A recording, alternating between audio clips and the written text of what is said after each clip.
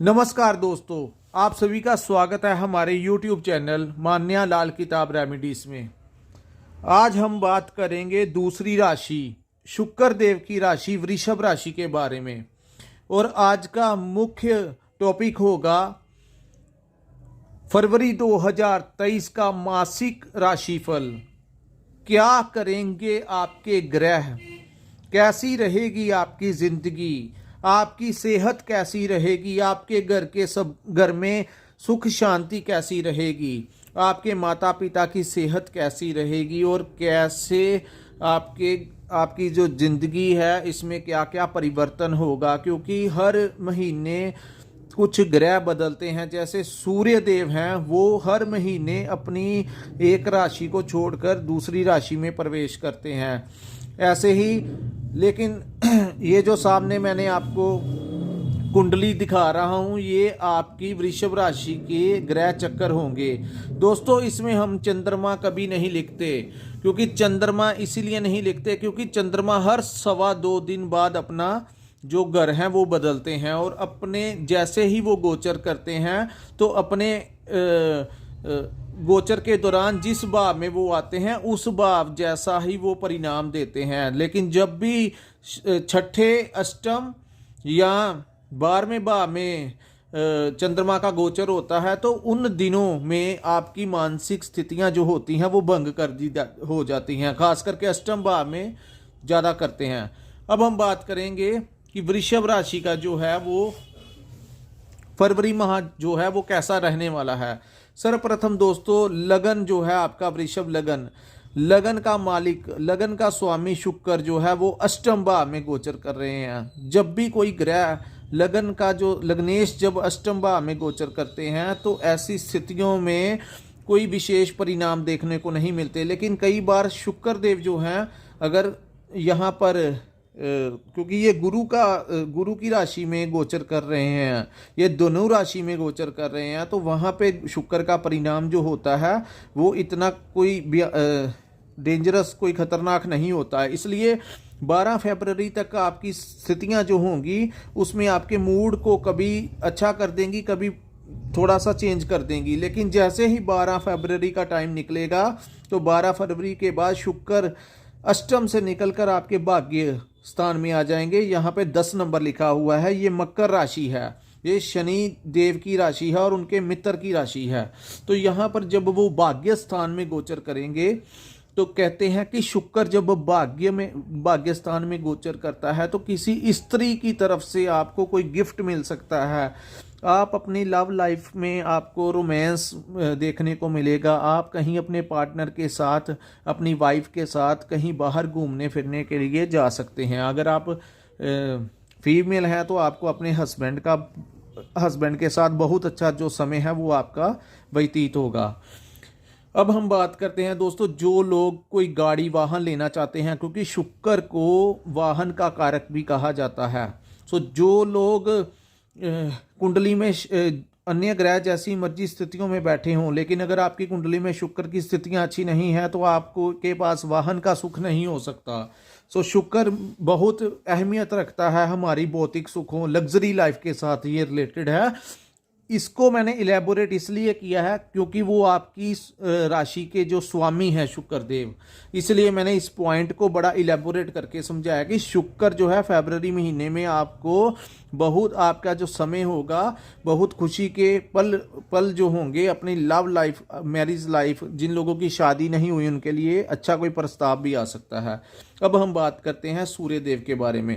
दोस्तों, सूर्य देव जो हैं वो 15 फरवरी तक मकर राशि में गोचर करेंगे।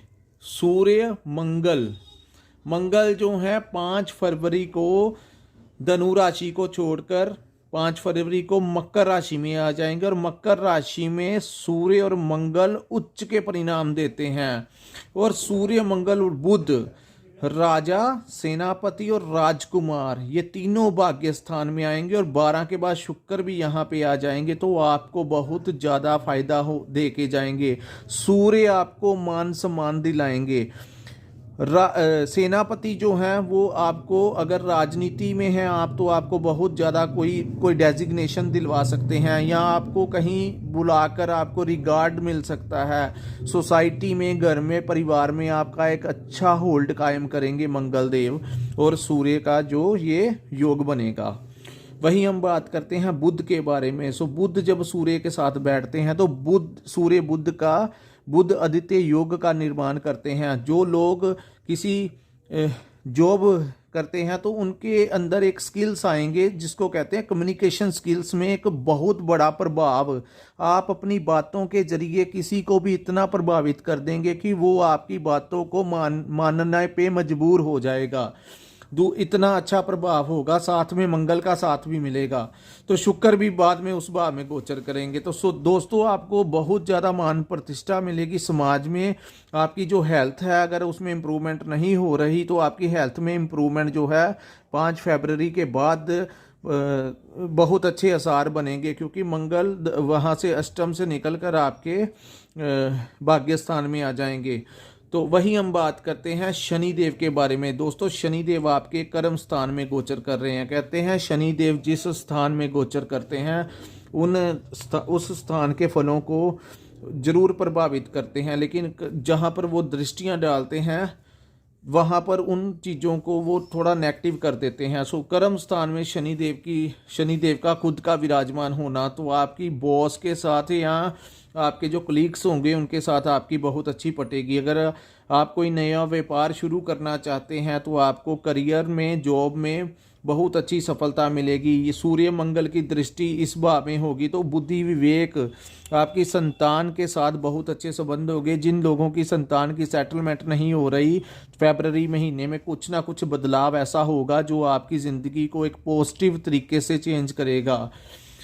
लेकिन दोस्तों, जो लोग व्यापार करते हैं उनके लिए भी बहुत अच्छी अपॉर्चुनिटीज आने वाली हैं। अब हम बात करते हैं राहु के बारे में। दोस्तों, राहु का 11वें भाव में गोचर करना, कहते हैं कि काफ़ी लंबे समय से कई बार हम प्रतीक्षा करते हैं कि कुछ समय आए जो हमें बहुत अच्छा सेटल करके जाए। सो जिन लोगों की सेटलमेंट नहीं हो रही या कुछ लोगों को नौकरी नहीं मिल रही थी, तो अब क्योंकि गुरु भी मार्गी हो चुके हैं, अब जो होगा समय उसमें राहु आपको जमीन से लेकर आसमान तक का सफ़र तय करवाएंगे, क्योंकि वहाँ पर राहु सबसे उच्च की पोजीशन पे बैठ जाते हैं। तो वहाँ पे राहु के परिणाम आपके मन के अंदर एक खिंचाव होगा कुछ करने का। आप जो वृषभ राशि के जातक जो इस वीडियो को सुन रहे हैं, आप अपने अंदर महसूस कीजिए कि कुछ करने के लिए कुछ थोड़े दिनों से आपके अंदर महसूस हो रहा होगा कि मेरे को कुछ करना है, मेरे को कुछ करना है। वो रास्ता जो आपको नहीं मिल रहा था वो फरवरी महीने में मिलेगा और एक ऐसी उड़ान भरेंगे आप कि क्योंकि राहु ही एक ऐसा ग्रह है जो सडनली आपको लॉस करवा सकता है और सडनली आपको बेनिफिट दे सकता है। तो काफ़ी लंबे समय के पश्चात राहु जो है, लोग इंतज़ार करते हैं कि राहु हमारे 6ठे भाव में या 11वें भाव में गोचर करे या तृतीय भाव में गोचर करे, क्योंकि यहाँ पर राहु के परिणाम जो होते हैं वो बड़े मजबूत हो जाते हैं।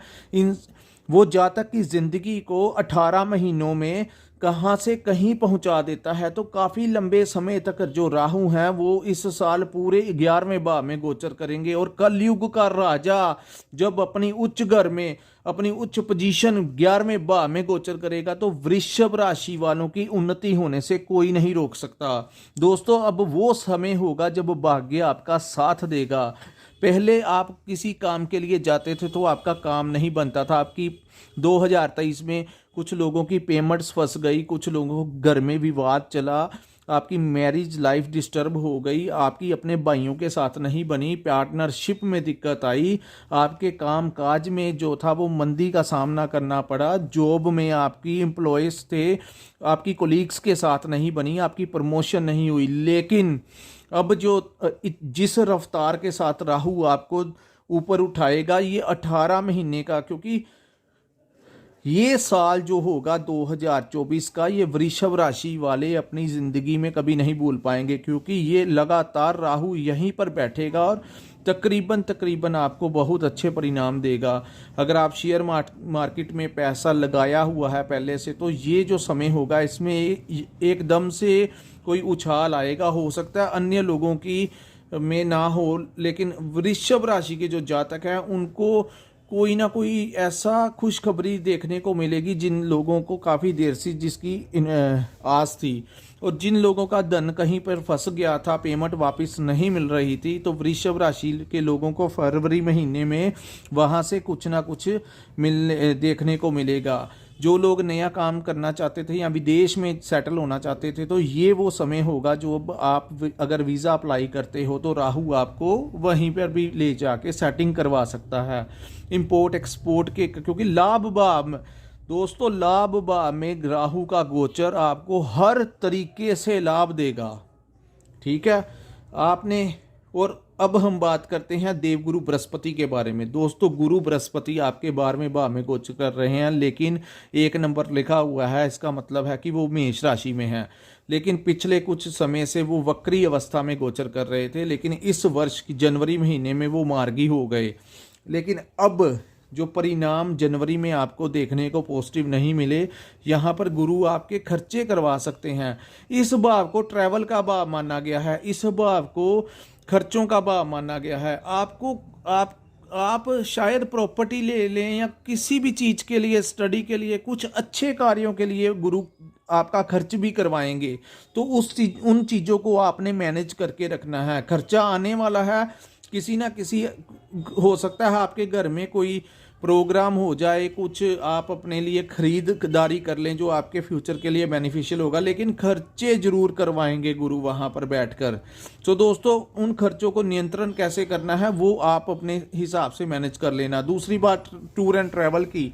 तो दोस्तों, आप किसी धार्मिक यात्रा पर जा सकते हैं। जिन लोगों ने कोई गुरु धारणा की हुई है वो अपने गुरुओं के से मिलने के लिए जा सकते हैं, क्योंकि गुरु का आशीर्वाद अब आपको मिलेगा। काफ़ी लंबे समय के बाद, काफ़ी संघर्ष के बाद ऐसा समय आता है जब ग्रह अच्छी पोजीशनों में आ जाते हैं, तो गुरु वहाँ पर बैठकर यहाँ पर दृष्टि डालेंगे। अष्टम भाव में जब वो दृष्टि डालेंगे तो यहाँ पर भी आपको वो कहीं ना कहीं से जो टूर एंड ट्रैवल या भक्ति भावना, इस स्थान को सिद्धि का भाव भी कहा जा सकता है।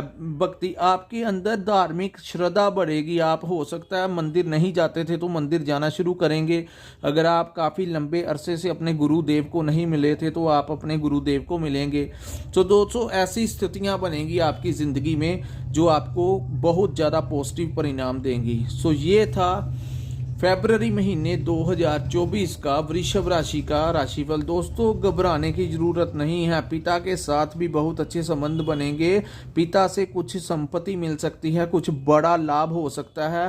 मंगल का अच्छे भाव में गोचर होने से मंगल को भाई का कारक माना जाता है, बुध को बहन का कारक माना जाता है, सूर्य को पिता का कारक माना जाता है। तो पिता, भाई और बहन, इन तीनों से आपको अच्छा लाभ होने वाला है। अब जो भाइयों के साथ नहीं बनती थी अब बनेगी। अगर भाइयों के साथ पार्टनरशिप में काम करते तो वहाँ से आपकी आमदन डबल हो जाएगी। मंगल बहुत स्ट्रॉन्ग अवस्था में है तो आपका, लेकिन थोड़ा क्रोध मत करना दोस्तों, क्योंकि जब सूर्य मंगल इकट्ठे होते हैं तो अंदर एक अहंकार की भावना आ जाती है, मैं की भावना। क्योंकि जब समय अच्छा होता है तो इंसान किसी दूसरे की कई बार कुछ ऐसी बातें कर देता है कि वो उस दूसरे को चुभ जाती हैं, और फिर वो चीज़ें भूल नहीं पाता जो आपको बाद में फिर वो डिस्टर्ब करता है या आपसे रिवेंज लेता है।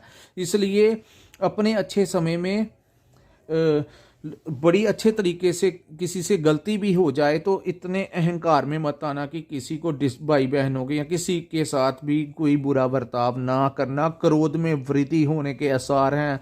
जब भी बड़े ग्रह उच्च अवस्था में आते हैं तो अंदर ही अंदर एक ऐसा जुनून, एक ऐसी एनर्जी भरते हैं, तो स्वाभाविक तौर पर जब एनर्जी आएगी तो गुस्सा भी आएगा। सो उस गुस्से को कैसे कंट्रोल करना है ये आपने अपने हिसाब से मैनेज करना है। दोस्तों, वीडियो बनाने का मतलब है कि आप जिन चीज़ों को अवॉइड करें ताकि आपके आने वाला जो समय होगा वो डिस्टर्ब ना हो। अब वो समय है जिसको आपने घर में बैठकर व्यर्थ नहीं गंवाना। अब आपने घर से निकलना है, जो प्लानिंग है उसके ऊपर आप अपना स्टेप फॉरवर्ड कर दीजिए, वो ही प्लानिंग आपको कहीं से कहीं ले जाएगी। सो इसलिए मैं कहता हूँ कि जब भी कर्म सब प्रधान है, आप काम करोगे तो आगे बढ़ोगे। घर में बैठे रहे तो ये चार्ट किसी काम का नहीं आने वाला, ये ग्रहों की स्थितियां किसी काम की नहीं आने वाली। अगर कोशिश ही नहीं करोगे तो क्या करोगे? घर में नहीं बैठना, कुछ करना है, दुनिया जीतनी है। समय आपके साथ है, ग्रह आपके साथ है, ईश्वर आपके साथ है। कुछ करके दिखाइए एक बुलंदी पे।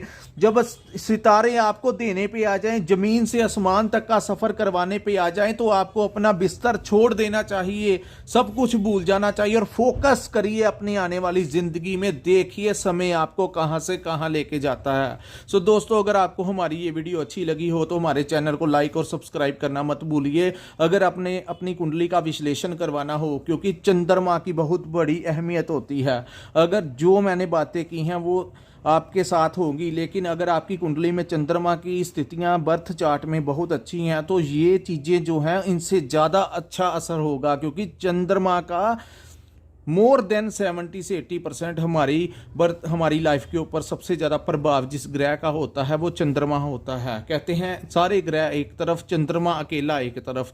चंद्रमा उच्च का हो जाए तो हिम्मत, राजयोग, पैसा, कभी कर्जे की स्थितियां नहीं बनने देता, तो ऐसे सेहत को कुछ नहीं होता।